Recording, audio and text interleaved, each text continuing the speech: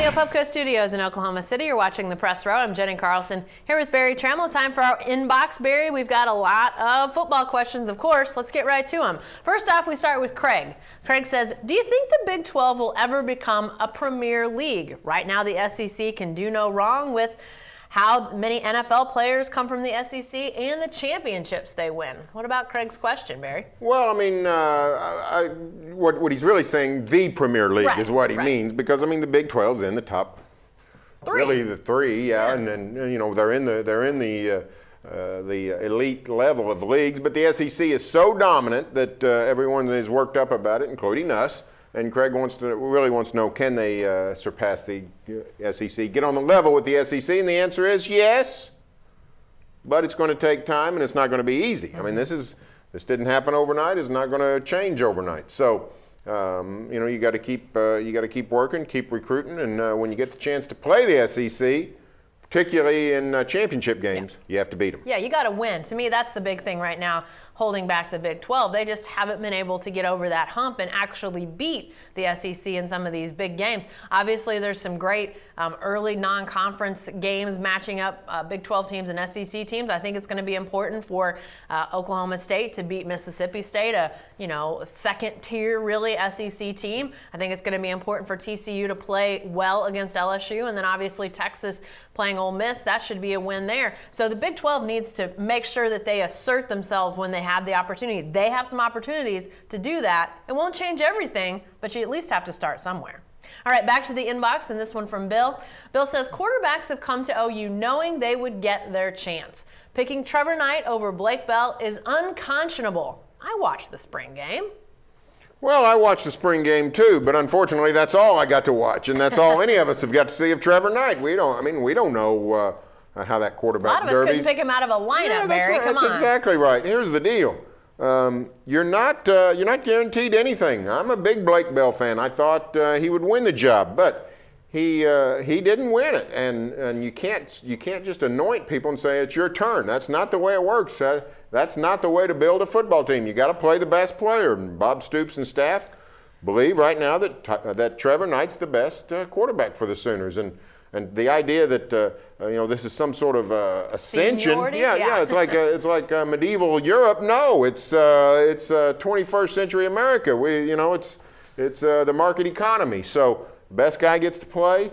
I think that's the way you got to do it. Well, some of the things we're hearing about how Trevor Knight separated himself from Blake Bell, we're hearing that it wasn't maybe as close even as the length of the competition would lead you to believe. I mean, I think there were some times, it sounds like, that it was pretty clear to everybody that Trevor Knight was the guy. So if you've got that clear-cut, guy at the top to pick the other guy, to me, Barry, that would send a horrible message to the rest of the team. Lose credibility with your team if they know Knight has outperformed him. Absolutely. All right, back to the inbox. Bob has a question. Was John Brooks considered when the OU radio position opened up after Bob Berry Sr. retired?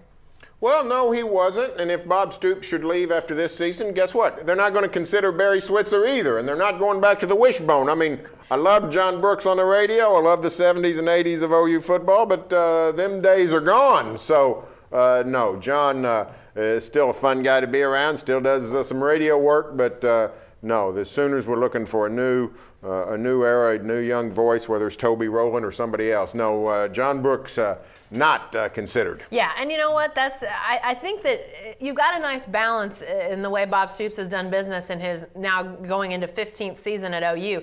They've embraced the past, brought back past players, and not shied away from history, but yeah, to go back and put your hand out to history that way, not so sure that's what they wanted to do with the radio broadcast. It's been 25 years since Brooks did the radio. Right, exactly. All right, Scott has a question in the inbox. Scott says, do you think that the OU coaches will keep the offense so vanilla that it will be hard for Knight to struggle in the opener or too bland to fail? If you remember in Sam Bradford's first year, he threw more lateral passes in the first few games than option quarterbacks of past days.